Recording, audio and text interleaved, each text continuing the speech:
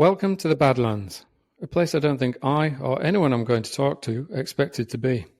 My name is Jared, and for the last 9 months, I've been an out-of-work ad agency senior suit. My last role was the Regional Client Service Director at Grey Singapore, delivering work around Southeast Asia and India.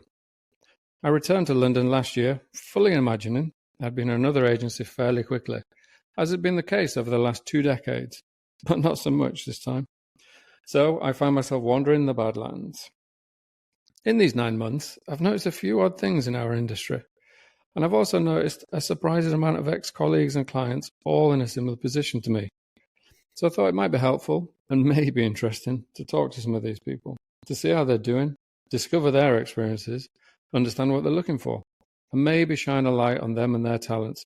But most importantly, check in with them, as it's a lonely experience being in the Badlands. So please welcome Natalia Brightmore. Natalia describes herself as a marketing generalist, which resonates with me as an advertising generalist. But her skills and experience, not unlike my own, are deep and varied. She used to work with a previous guest of the Badlands, I'm sure she'll mention that in a second, who suggested that we meet and chat, as she has a very unique story, and in my opinion will actually resonate with a lot of other people, even though it's quite unique to her. So today we're going to discuss her time in the Badlands and her unique experience of job hunting. So please welcome Natalia Brightmore. Natalia, how are you? Hey Darren, I'm good, really good. Thank you so much for having me and having this chat. No. Thank you. For all my millions of listeners, the first one I had to cancel was on Friday, and Natalia's kindly agreed to do it today. I won't bother listeners with why, but like I said in my intro, someone recommended we speak, as someone who you worked with. I'm sure you'll mention her in a second when you kind of give your career summary. But yeah, I've been looking forward to speaking to you since we first chatted offline. And I was telling my wife about our chat that we were going to have, and she was like, man, there's so many people who kind of hear that and there'll be their own version of it, which I'm quite excited for people to hear. But you just told me something before we started that really annoyed me. Not about you, but about something that you've just gone through. So I'm definitely going to bring that up. So you're going to have to talk about that because it's ridiculous and people need to hear it. So but anyway, before we get into that and absolutely destroy this person, why don't you give my millions of listeners, and I'm saying millions because I'm looking for sponsorship, so millions of listeners, the kind of Natalia Brightmore career history summary, shout out to someone who may have introduced us, and ultimately why you're in the Badlands, because yeah, you're clearly talented, and like many others, it's criminal. So thanks, Jared. Yeah. So I've, as you know, I have a really, really varied career. So I'm in my late 30s now. Started off actually in sales, quickly migrated over to marketing. Went sort of agency side first, flipped over to in-house, and really, it's been the most eclectic mix of industries and experiences. So I've kind of done a lot within manufacturing. So I'd worked for a company called Gilchrist and Soames, and we manufactured soap and shampoo for hospitality, which was awesome. Got involved in lots of really cool stuff. We actually did a project with a Mayfair in London. So we did their own bespoke bottles and fragrance and launch party and all that. So that was great. That was certainly glamorous. Yeah. And then, redundancy, I know a lot of your guests have spoken about their experiences with redundancy. So went through that. The company were bought out. Did a bit of kind of freelancing, bit of social media, and then moved over into telecoms. So from hospitality manufacturing into telco, I loved it. Like absolutely bloody loved it. I worked for a company who are now reasonably well known in the UK, City Fibre, alternative infrastructure for full fibre broadband, and really random job. It was at the time I was based in Cambridgeshire, and it was, there's a pot of money, raise awareness for City Fibre in the city and get people excited about broadband and the fact that we're digging up the roads and pissing people off. Yeah. Which obviously we were, but I think that the beauty about that role is I could mold it. And I think having a role, as you know, a lot of people will attest to, having a role where you're basically given the autonomy to create something from scratch was something that I absolutely loved about that role in that company. And I really felt I grew within the 4 years of being there. They had quite a few restructures. And then, unfortunately, redundancy again last year. And I was really fortunate with sort of my connections and my network. I managed to secure a role with CITB, the Construction Industry Training Board. Celia Muddimer, who you interviewed. Celia hired me to, and she's awesome. Next week off coffee. Are you? Oh, fab. I'm really chuffed. Yeah, so she hired me for a contractual position to really support her from more of an operational perspective within the marketing division.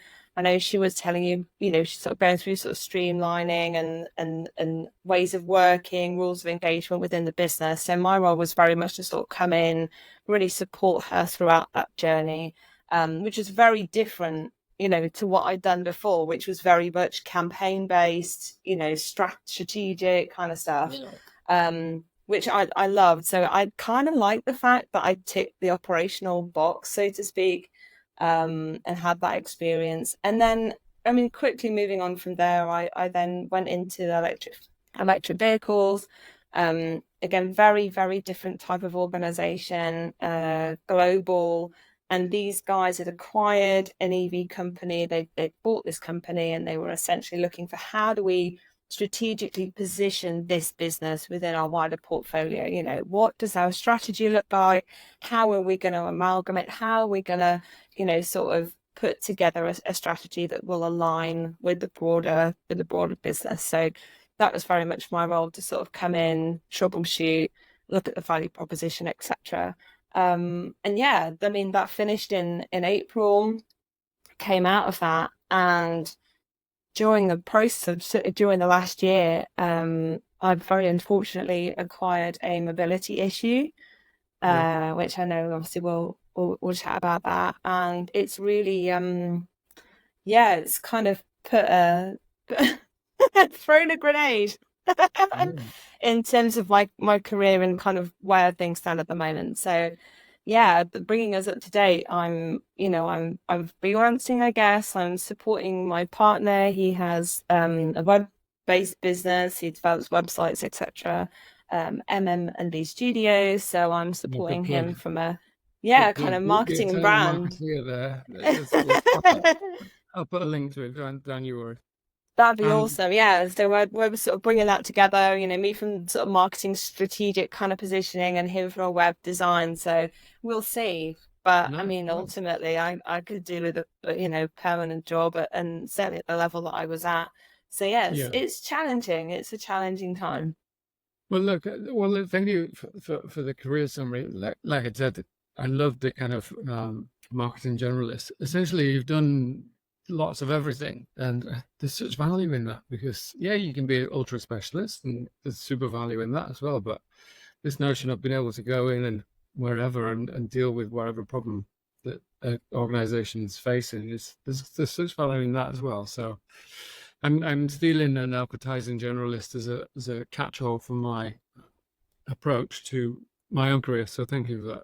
Yeah, look, you just mentioned the thing that we'll probably get into a little bit deeper now, in terms of, you're in the Badlands like everyone else, but equally, which is a challenging job market at the moment. There's a little bit of tide turning, very, very, very tiny from what I'm seeing and hearing and witnessing a little bit, but clearly it's been a challenging time for a lot of people. And I think when you and I were introduced, and Celia had said, speak to Natalia, she's amazing, she's fantastic, she worked with me briefly, she's clearly talented, blah, blah, blah. And then when we spoke and you told me about your thing, it just made me think, bloody hell, that's so frustrating. I'm not even talking about your thing, which is a different conversation. Your new health challenges, which you can talk about as much or as little as you want. But I think what's really struck me was the chaos that exists in finding a new job, and then when you layer on something like that you're dealing with, the need then for more upfront and kind of openness around hybrid, remote, what that means. Is it real? What do companies actually mean when they say that? Because I think it'd be good for people to understand your situation, Natalia, and again, like I say, as much or as little as you want, but then what it means from a job hunting point of view, because I think the thing I was thinking about and talked about with you offline was, as much as you've got health reasons for this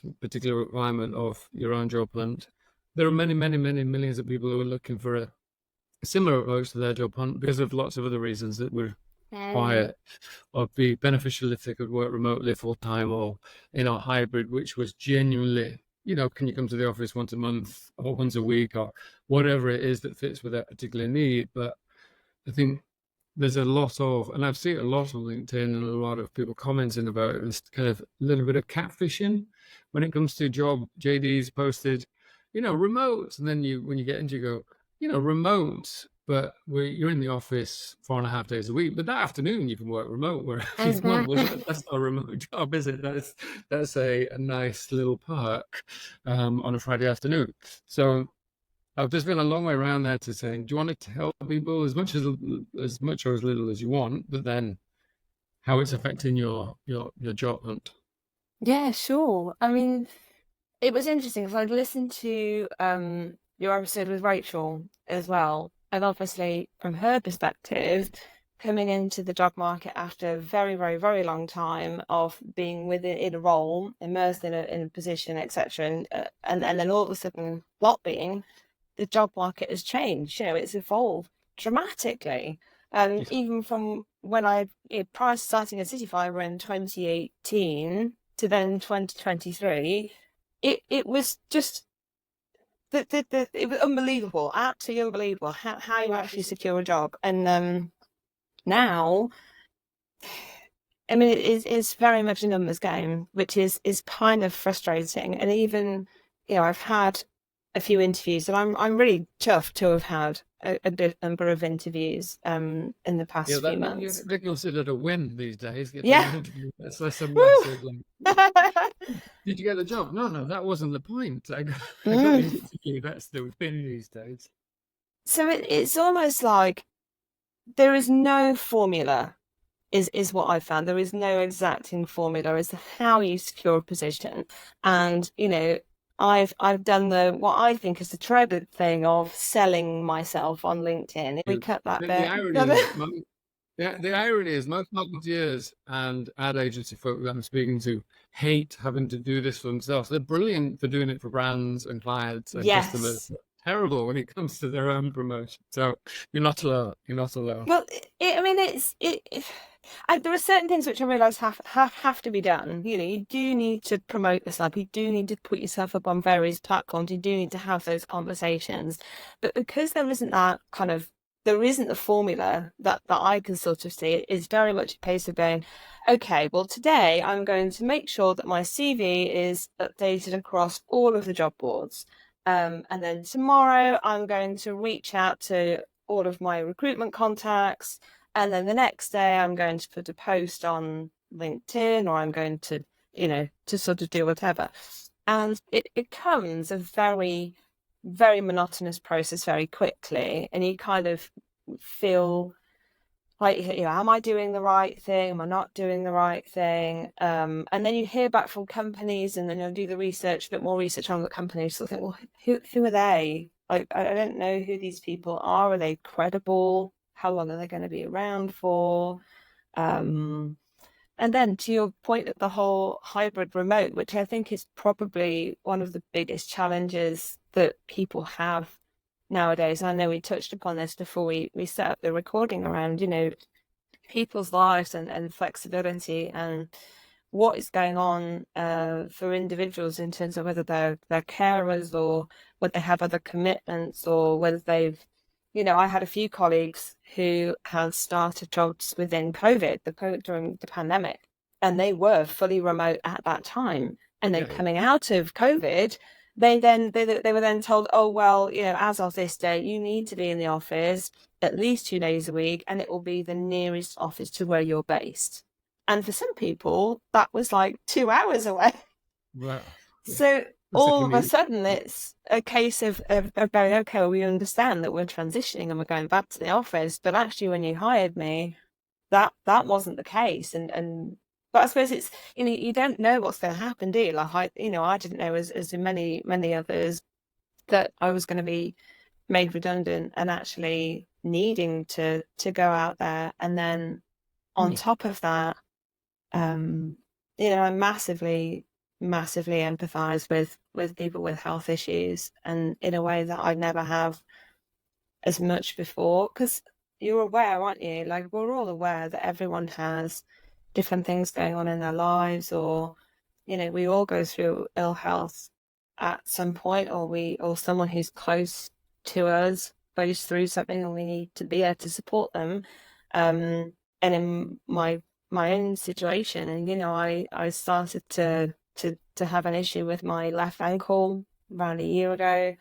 At first I thought I slept fully, and then as the months progressed, the pain got worse. And it was like, okay, well, this isn't just a sprain. I've not just pulled something's actually going on here.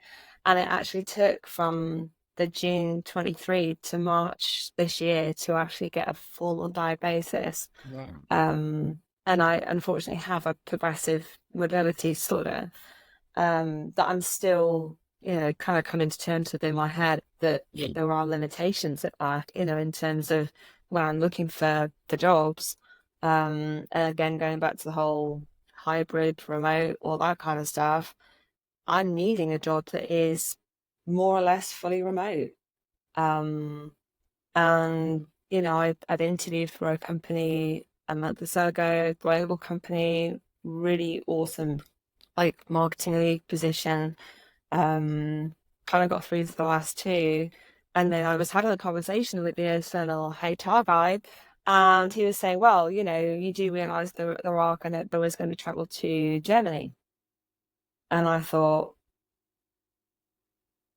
like, just to put it in perspective for the listeners, like, where I live at the moment is about 5-minute walk into town. I mean, there's a bit of a hill, like, to go down into town, and the districts, so we had loads of hills, and to come back. I can more or less walk into town, maybe go coffee, potter around a little bit for maybe 5-10 minutes, and then I have to come back home again. And then most of the time I'm in pain, like, for the next 2 to 3 hours.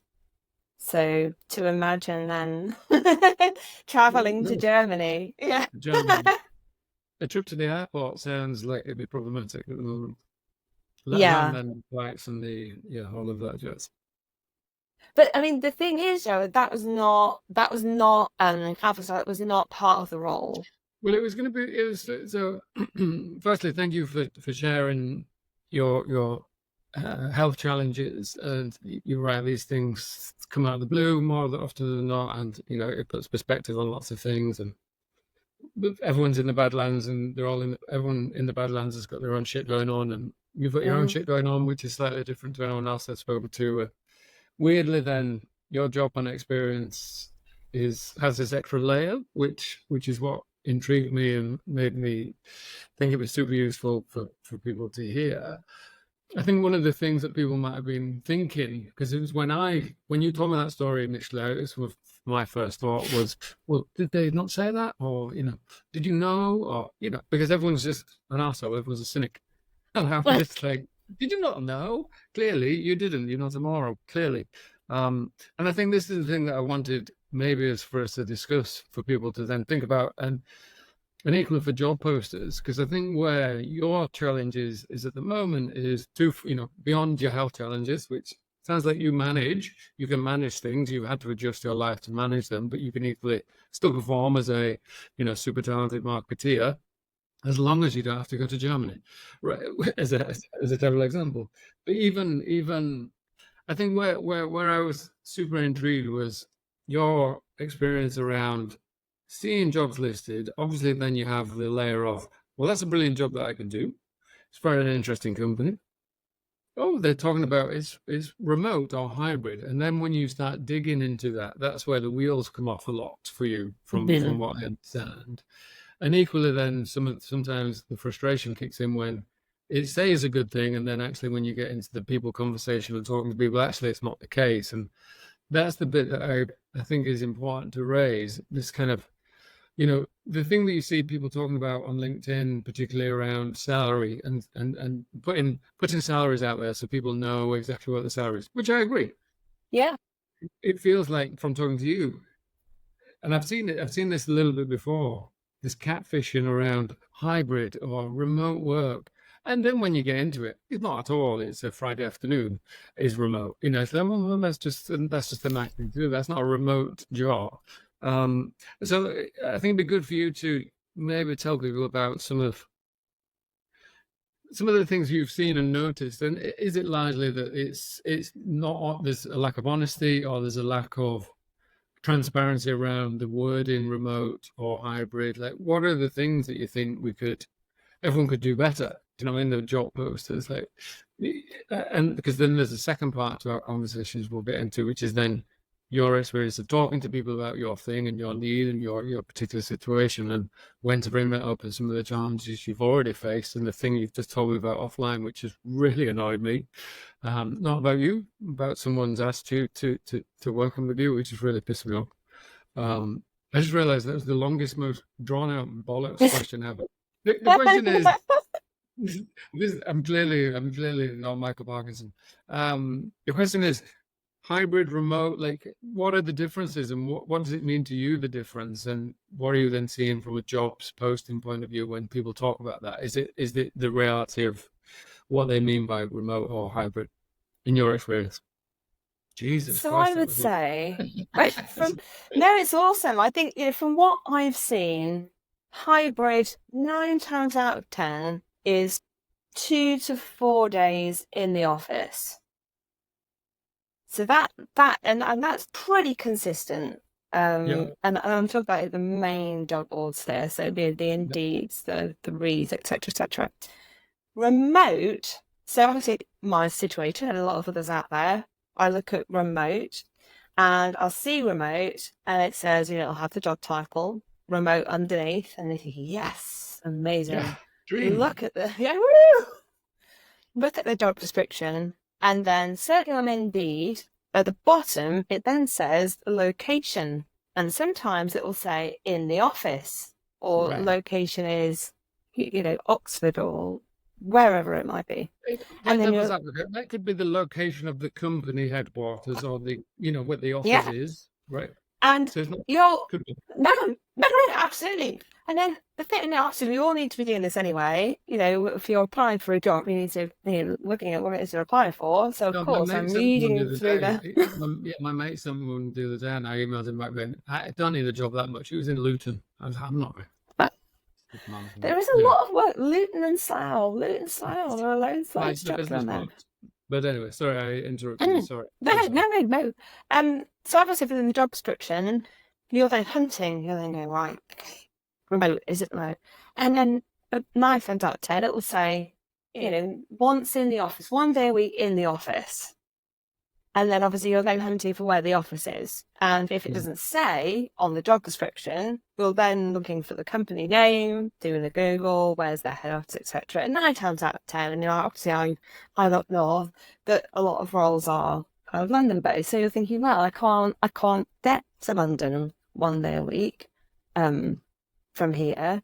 And even when I lived in Peterborough, down Cambridgeshire, which you can get a train about 50 minutes. I mean, it's doable. It's absolutely doable. It's like 100 quid to get there and back. So then you're thinking, well, do they cover expenses? So all that good stuff. But I think from a remote perspective, there are very, very few roles that want you in less than 1 day a week. And then also, on top of that, Jared, there are also, understandably, this is completely understandable, but there's team meetings, you've got team socials, you've got all of that bonding and bringing people together, which absolutely, I think it's incredibly important for teams to get to know and have that kind of bonding, getting to know, and all the rest of it. So I appreciate that, and I think for me, it's, and for people listening to this, it's really gauging when you're seeing these job adverts. Can I actually do that? And is it worth my time going through an application process? Hopefully, obviously, we're going to get chosen. But then, as we've already mentioned, having that conversation. And then it's a case of when do you have that conversation, whether it's I'm a carer, I've got some stuff I'm going through, I might have surgery in 6 months' time, whatever it might be. How honest and at what point do you have that conversation? Yeah.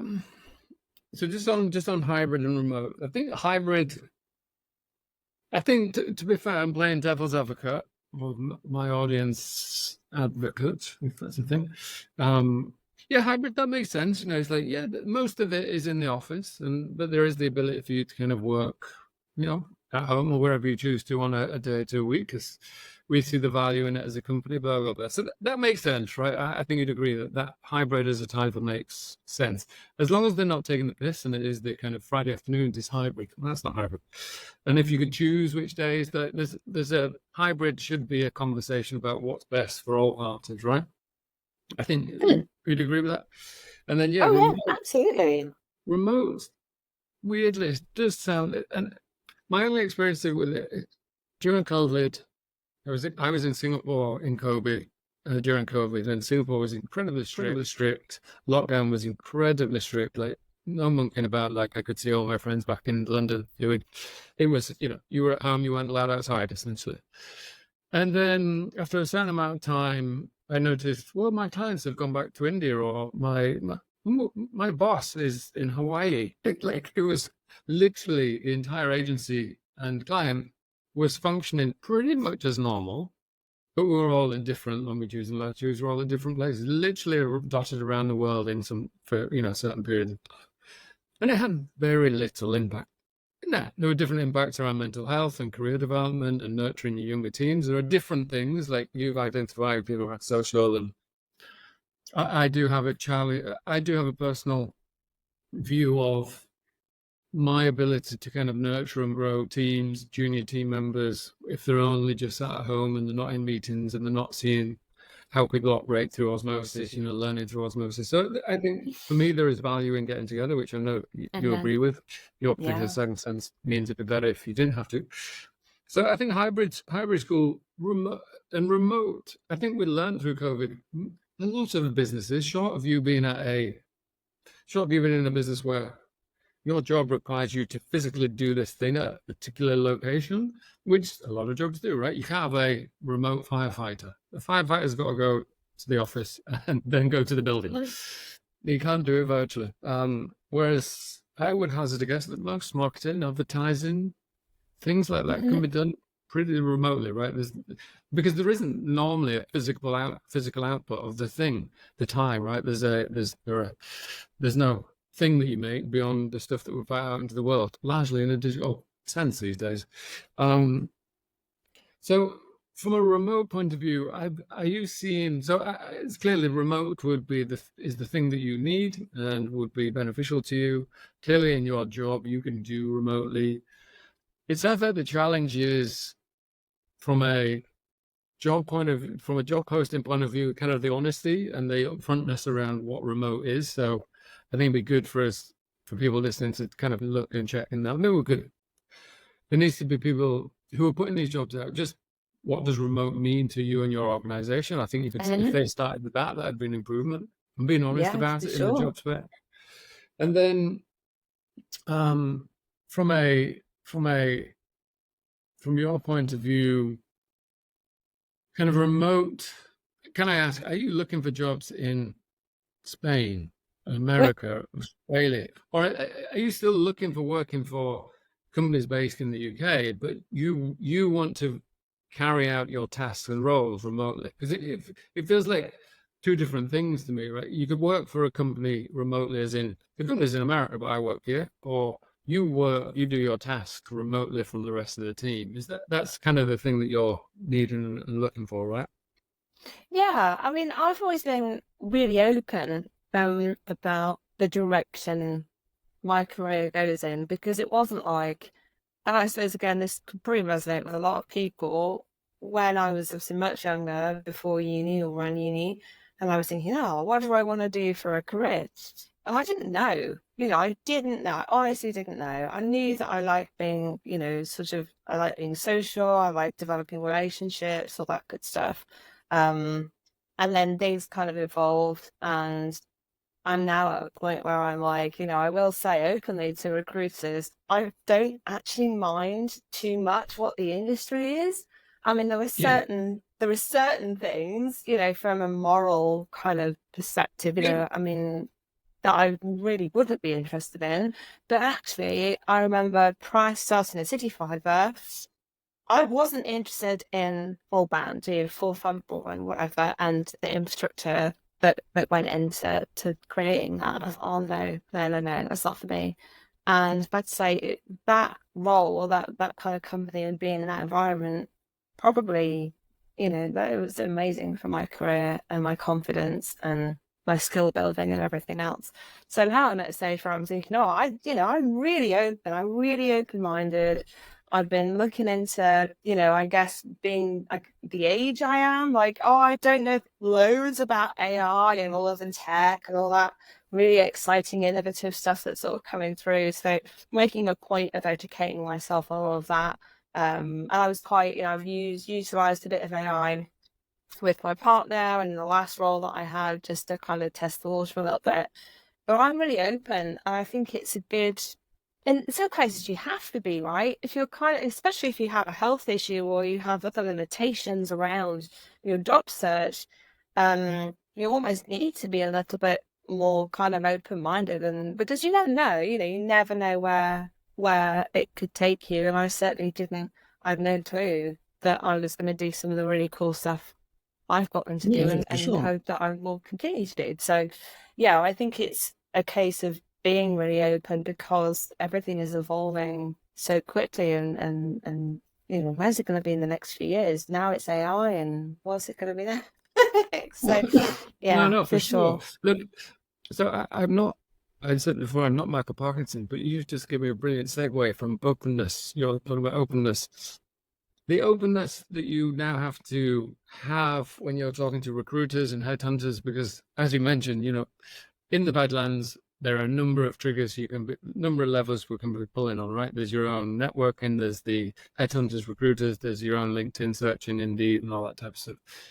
I think from your unique perspective, the conversation you're having with recruiters, good, bad, ugly, it'd be good for people to maybe hear some of those, or some of the challenges, because weirdly, I know you're dealing with a health challenge, which is leading you to this kind of need for a remote position.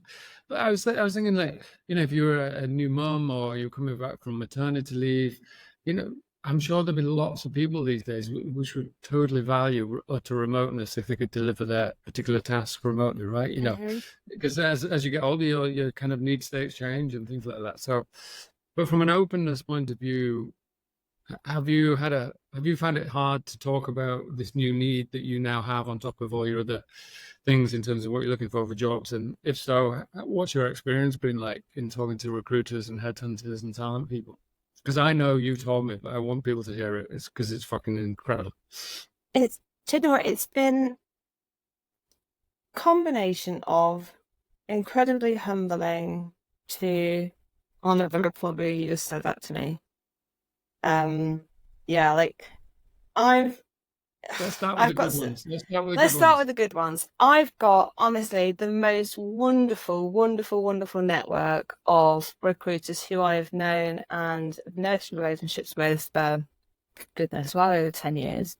I'm very grateful for these individuals, and I've posted about them on LinkedIn, purely because I was like, wow, you guys have just been there for me, as if I can't really say that we're friends exactly. I haven't met these people, but they have been there, and I have recruiters who will drop me a line or send you on a coffee, obviously virtual coffee. How are you doing? I was thinking about you in a genuine way. That 9 times out of 10, they do not have a role for me right at this second, but they will reach out to me anyway. And it's stuff like that, obviously alongside friends and family and your sort of overall network that is amazing and humbling. I'm so grateful for it. On the flip side, Yeah. Obviously, from where I was living down in Cambridgeshire to now living in the Peak District, most of my network of recruiters I stayed down south. I've lived in the Midlands, I guess he says, for about 20 years. So recently moved back up to Derbyshire. So I thought, I now need I need loads of new recruiters, because most of my recruitment guys are London or East Mid, so Norfolk, Suffolk, Cambridgeshire, all that kind of way. So I was going up to Manchester and Sheffield and Derby and, major cities really surrounding the Peak District, reaching out to people. And of course, they're coming back to asking those obvious questions. What are you looking for? Can you send me your CV? When can you start? Kind of remote, all that sort of stuff. So obviously, I'm saying, keep it very short and sharp in my responses. This is what I'm looking for. CD, blah blah blah. And ideally, I'm looking for remote. And sometimes that then leads on to the next conversation, which obviously you hope it does. And if I'm chasing down, and you're having that conversation, they're saying, well, so how come you need remote? Why do you need remote? Because most of our roles are 2 to 3 days in the office. So then you think, well, have to explain, have to say, it's not because I'm being stubborn or, I have to have remote because I don't want to be around people. This is the situation. So then I'm talking about the situation. And it's hard, and even now it's really difficult because it's a progressive situation. I live with pain, like day in, day out. It's really hard to talk about, and especially to talk to complete strangers about it. And obviously the first thing, understandably, that most people say is, oh, I'm really sorry, or, oh, I hope it gets better soon. And that's obviously lovely to hear, but it's also like, well, there was something to get better soon. So I'm quite an emotional person, so I get quite upset about it, and I try and keep that, keep that behind. But, some recruiters have honestly been very much, they're like, well, it's going to be very difficult. It's going to be very difficult for us to get this point, not just because of the market, but also, and this leads me on to the chat we briefly had before we came on, had a chat with a recruiter on Friday. And he basically said to me, he said, well, I wouldn't put you in front of a client because I have to explain. And if there were other candidates who have the same skill set as whatever to you, but they're ready to go, I put them forward over you. But that doesn't mean I can't find you something. And you're just thinking, whoa. Like, what on earth? Like the contrast is very stark, and it's very real, and it's very, very difficult when you're trying to put yourself out there and go, well, I'm in my late 30s, not dead. I still, I've worked my ass off in my career, in my professional life. I want that to continue. I've got a lot to give, and I hope that I'll be doing awesome stuff the next, 15, 20 years. But you come up against some real characters and some real challenging conversations. And I'm not the kind of, I'm prejudiced. Yeah, like shocking.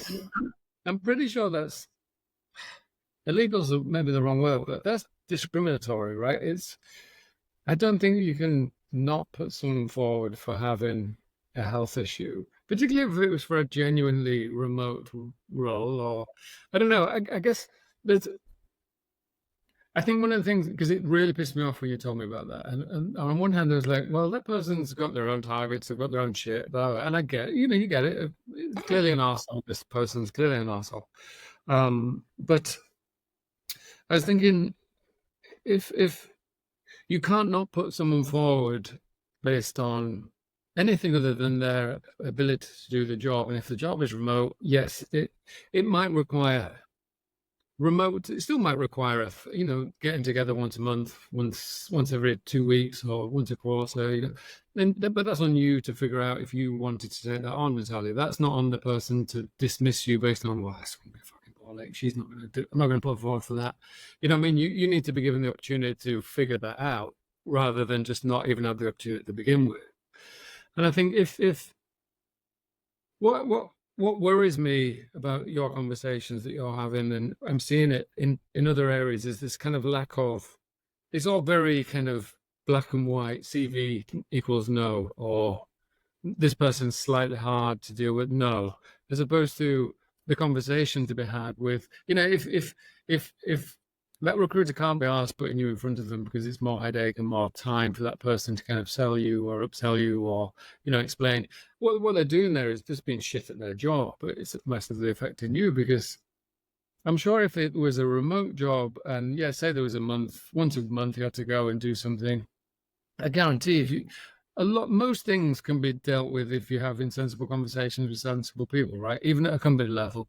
So to not even be put through because it might be challenging for the recruiter to have that conversation really boiled my piss when you told me about that. It's fucking ridiculous. And I'm sure other people, not with a health related thing, but with any sort of unique thing that they, bring into their particular job hunting, equally go through that level of frustration. It really annoyed me when you told me about it. And I think we both then said, look, for every idiot like that, there are 5 brilliant ones. And you do have some fantastic recruiters that are just like, yeah, that's fine. We'll find you the right thing for you. And that's what recruitment is, right? It's finding the right thing for the person, as opposed to, you're not just a checkbox. You're not just a thing that, anyway, so I think forget that idiot. No, absolutely no. It's very honestly, I was so pretty much in shock going into the weekend thinking about it, going, did I actually have that conversation? I don't think you can do that. If it's a remote role, then we win. Unless it thinks you don't have the skill set outside of that. Oh, the client is very specific. No, this person needs to speak French. All right, well, I don't. Well, that's fine. You can not put me in, but it can't be because I need to have a conversation about the actual anything other than fully remote. You should be given the opportunity to have that discussion with the employers, not just with the recruiter, because there's quite a lot of power that person holds, the recruiter there for you. Yeah, that's the challenge. Isn't it? Absolutely, and it's just. I mean, it is a very difficult, challenging time. And it's for a lot of people. And I think what have I put in your podcast previously, if I've listened to a few episodes where it may have been Celia, where I think you guys were talking about the human element being taken out of finding a job. And it is, like I mentioned earlier, it's a numbers game. It's all about AI trawling through your CV. It's all about your CV never even being looked at by the right people. I felt it looked at by people is you don't even need people. Yeah, I think I was sent an email today from an agency that I interviewed with maybe 6 months ago. It wasn't a particularly bad process. I wasn't particularly right for the job, and I knew that when I was talking to them. But there was an additional comment thing, and I just said, I think you guys, like all other agencies, should really start leaning back into working with third-party recruiters, because I think you'll see more value in spending that money on working with recruiters and then finding you people than trying to in-house it, where you're clearly getting hundreds and hundreds of CVs. You may be missing brilliant people. You may be, there's clearly people falling through the cracks. I understand these people are so overworked, the internal talent teams, because they've removed the quality control by removing working with third-party recruiters. That was my feedback to this company today. Not in relation to me, because I got through and I was on to them. I just wasn't right for that job. That's fine. But I think as a whole, the people-to-people bit seems to be missing. And I think where someone like you would massively benefit is the people-to-people conversation. If someone just went, well, this person's brilliant. Fine, well, I will figure it out. Instead of coming in once a week, we come to her once a month. The big ways of dealing with it, right? It's like, but if you don't even have the ability to have that human chat, that's where, for you and many others, it's incredibly, incredibly challenging. So, look, let's try and forget that dickhead from Friday. And I know you tried to forget that person. I think moving forwards, I always ask my guests in my Michael Parkinson role, my guests, your ideal role and sector. What's funny is I kind of don't need to ask you that. but weirdly, it's not true because an ideal role would be remote. That's, I think, clear.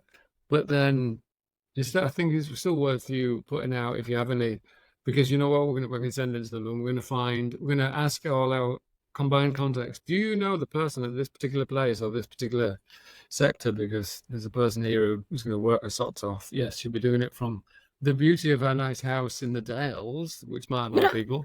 Jealous is a cruel mistress, right? So yeah, is there what's an ideal thing beyond the remote thing for you? It's got to have variety. I think, variety for me. I've worked such in a marketing generalist, Natalia. Yeah, no, I know. Do you know what though? I don't know whether it was yourself or someone else I had this conversation with. I worked in digital marketing a long. I mean, this was when it was all email focused only, and now obviously it's much more advanced than that. So yeah, I think with the digital piece, if you were to say generalist working on the digital, that would be a realistic picture. Yeah. So what a brilliant remote digital journalist. Well, there must be millions of those jobs. We'll find them. We're going to help. We're going to ask our combined networks to put you out that way. I know. That'd be awesome. I know we've spoken offline, and you brilliantly plugged your partner's business, but I ask normally about heroes who are helping through this particular time in the Badlands to whoever I'm talking to, and you've mentioned him a few times, but it might be worth.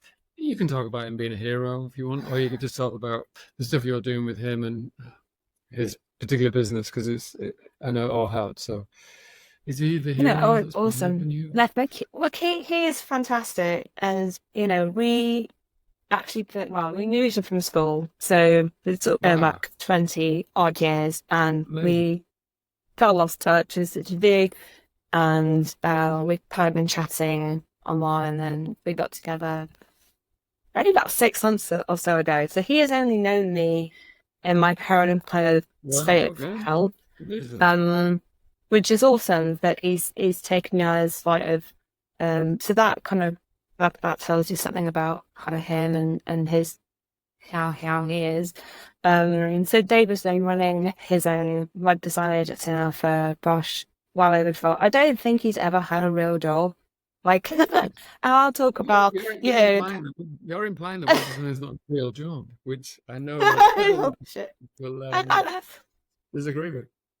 But yeah, no, he's this web design. He's predominantly independent business. I can work with independent businesses in and around sort of the Bucks and High Peak area. That is really his niche, is to support and help to grow a small business, which is awesome. He's got some bigger clients as well in the past, and the agency now, I think they kind of split his 2 little segments. So he's very much looking after sort of local and smaller clients to help them build their growth and their web presence. And then I'm now sort of coming in to help from a content, copywriting, strategic. What are these businesses? What is their objective? What do they really want out of this process? Is it just so much like a bit social, or is it a bit more than that? Is it campaigns? Is it advertising? Is it PR? What is it? So they are very much in the process of working that out, and we work very differently. I'm very much, we write down tasks, what's our 30, 60, 90-day plan. And he's like, what? Like, can you just like email each other and stuff? Very different. Inviting your partner, marketeer specialist, into your nice little business that's been tripping along nicely for 12 years, just, oh my God, just asking questions it doesn't want to have to answer. I'm guessing, based on what you told me, but like, oh my God, maybe we just do it. We just do it, don't we? It's great. I mean, at the moment, I'm working with an ice cream client. So it's the local ice cream that Badlands brand has been around for, oh my goodness, since 1968. So when I was a kid, obviously getting ice cream off them, my mum used to get lifts in their ice cream truck. And they've kind of approached David and said, so we do actually a website, they do van hire and all this. And literally this morning, been writing copy for their website and their van hire, looking at this ice cream, like, who more are they? Amazing. Slice pretty. So it's cool. I love the fact that because I have to be busy. I have to, I don't want my brain to start atrophying or No, of anything. course. And it's great because I'm getting to learn to use web design. So I think for anyone, and I know you talked about this before on your podcast, about having structure, having, time out to do things that Learning you new enjoy things, and learning this stuff. You're not feeling guilty about having a few hours to just do something for yourself. No, that's fantastic. I was just sat thinking, I hope he lets you do it remotely. Because it'd be livid if it were the meetings in the pub this afternoon. Oh, come on, dude! Like, I'm joking. No, well, that's so cool. I know everyone I speak to has got their own heroes, be it their partner or friends or networks and things. But it's great that you guys. It's great that he's got a super successful business, and he's. I'm sure he's really enjoying the marketing expertise you bring into the rigor that it sounds like you're bringing to his business. I'm sure he loves it. But I think as I kind of wrap up, it was when we first spoke, I was like, man, it just made me think loads about the kind of job hunting experience that exists at the moment for lots of people, and the kind of added little or major thing that you've got on top of that than most. But equally, I hope a lot of people listening, there'll be other people who take something from this in terms of, the challenges that exist in today's society with modern and hybrid, and as more people are become primary carers for family members, as more people take, childcare fees astronomical. You think remote and more hybrid would be the answer for a lot of people, not just the mums but the dads as well. What does hybrid look like for both parents when both parents are working? Can it be done remotely? These are all questions that I think we're kind of all facing and dealing with more and more post-COVID. I think COVID proved that it can be done in a lot of sectors, so there's no excuse in certain areas. In some, it doesn't make sense, and lots it does. So I think it's great that you've got some amazing recruiters who are just literally putting you out because you're fantastic at what you do, and being honest and open up with any additional things that come with working with Natalie Brightmore. And some companies won't care, and most would be able to handle it if that was the particular need of that particular job. Clearly, they're idiots, like the idiot from Friday. Let's forget those people, and they're going to get found out at some point, right? Those type of people. So we won't name and shame because that ones will come. So I can't thank you enough for sharing your story and your experience. It goes without saying that Natalia is open to fully remote roles in any kind of marketing-led organization. You can do it all based on your career. So I can't thank you enough for sharing your story. And I know people will take a lot from it, thinking, this is crazy. It could be so much better given today's technology. There's no excuses anymore. Not only you, but lots of other people would benefit from it. So let's get this episode out there so people can hear it. Awesome. Anything you want to end with, Natalia, or have you got help you out your plan? No, I think he's up in the studio at the moment, so I've taken over the hiding from your 36 plans. But no, I mean, I think it's just a case of if there was anything to put out there, it's to, I think for individuals, recruiters, just to be mindful. I think unless you're in a challenging situation yourself, it can be difficult to empathize with people because you don't expect sometimes to be in a hard situation. You don't expect that stuff still happen, and then when it does happen, you're like, wow, it's completely changed how I feel about stuff, and I just need that support network around me, as there's so many other people. So I think having those honest conversations, I think job descriptions and employers putting out job descriptions make it abundantly clear what your expectations are. And the government do have Disability Confident, which is a government scheme run by DWP, that employers can sign up to, and that really helps to showcase that you are an employer who, you are a disability confident employer, and you it shows that you care. And I think for prospective candidates actually willing to come work for you, then they'll feel like that little bit extra confidence in putting their application forward. So all of these things help. They help with their time as well as the candidate's time. But yeah, I think it's just a case of knowing what is right for you as an individual and not giving up on looking for that, because it will be out there, and that's what people keep saying to me, it will be out there, it's just a case of finding it. So I'm sure that's the case for everybody else listening. So that's all I have to say, really. But thank you so much for having me. Of course, absolutely. Look, it's an amazing story, and we'll get out there, and you never know. Let's see, because the podcast is for people, and what am I fucking talking about? Of course it's for people, as in people sharing, and that there are people, human stories behind each of the episodes, and yours is a unique one, but I think a lot of people will take something from it in terms of their own challenges of modern life and working and managing modern life. So I can't thank you enough, Natalia, for sharing, and I hope you get to have some of that ice cream. Sounds nice. Same here. Thanks, Jared. Right. Thank you so much. It was a pleasure. Thank you so much. Cheers.